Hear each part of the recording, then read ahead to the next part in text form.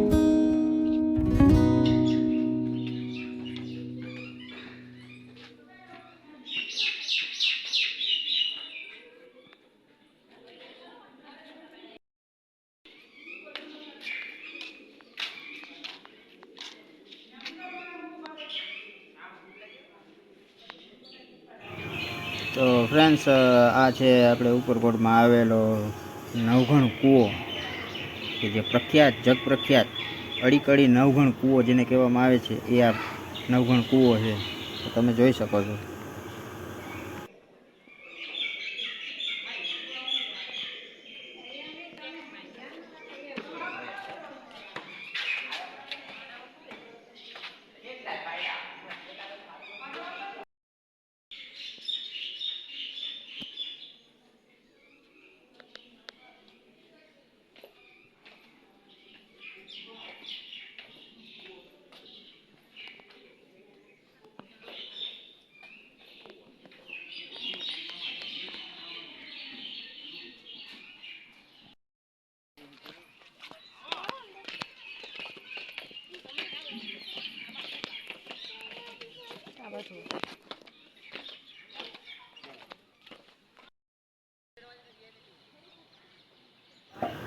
તો ફ્રેન્ડ જોઈ લ્યો તમે આ નજારો, જે જુનાગઢના ઉપરકોટ ઉપરથી તમને બતાવવામાં આવે છે.